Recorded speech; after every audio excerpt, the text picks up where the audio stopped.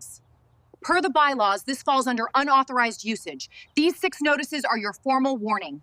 This title packet proves ownership. Cold air hit my face when I opened the door on May 3rd, 2024 at 6:12 a.m., and 6 neon orange papers were flapping on my driveway like warning flags. Hazard lights from a white SUV strobed against my garage. The smell of fresh asphalt mixed with somebody's burnt coffee. Karen from the HOA, pixie cut, clipboard, a whistle for no reason, was barking at 2 board members who were slapping more notices on my mailbox and my trash can. "Pay your fines or we lien your property," she said, loud enough for the cul-de-sac to hear. My dog whined. My phone buzzed with 3 new emails from compliance. Violations. A garden hose in sight, a faded curb number, a truck parked nose in, and 3 others so petty they sounded made up. 6 orange notices. 6 little threats. I could feel my jaw lock like a vice. I tried the grown-up route. I stepped into the cold, hands up. "Let's talk," I said. The whistle hung from her neck like a medal. She didn't blink. Rules are rules. Pay the $750 by 9:00 p.m. tonight, or expect escalation. A garage door creaked across the street, then slammed when they saw Karen turn. Neighbors wouldn't meet my eyes. The board's group chat pinged like a microwave. That morning I said the words out loud, steady and simple. HOA stormed my driveway with 6 orange notices. Then I pulled the title search. That's what this fight is about. Not my hose, not my curb paint. It's about who actually has the right to shove paper on my life. They ignored my email appeal. The portal rejected my photos. The hearing they offered was at 2 through 10 p.m. on a weekday when I'm at work. Fine.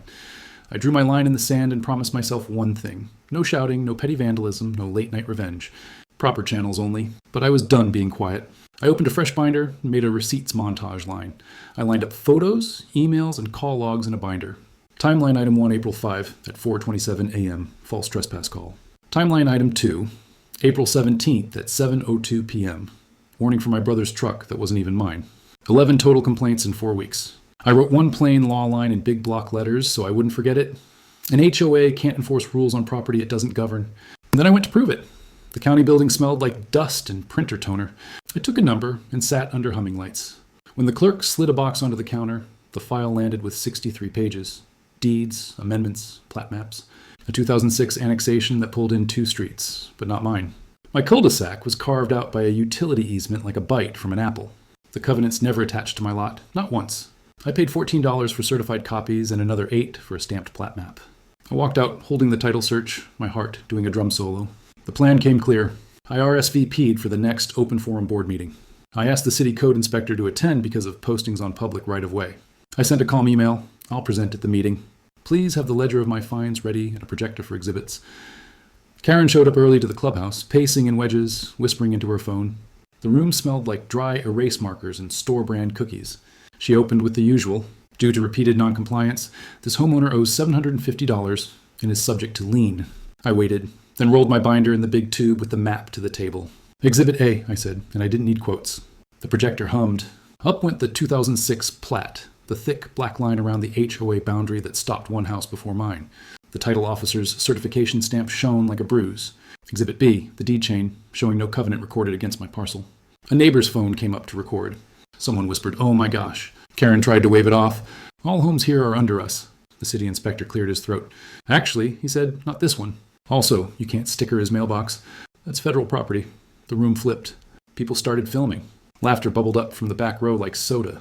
Comments flew on the neighborhood Facebook within minutes. Screenshots of the plat, the neon notices, a poll titled, "Does the HOA own Brian's driveway or nah?"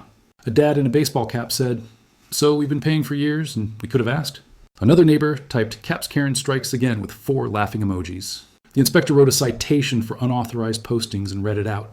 The board's attorney, who I didn't even know existed, asked to see my copies. He didn't talk, he winced.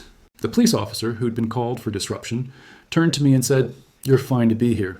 This is open forum."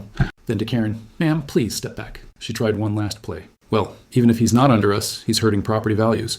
The attorney finally spoke. "That's not enforceable. We recommend immediate rescission." A week later, a letter arrived dated May 10th, 2024 at 8:13 a.m.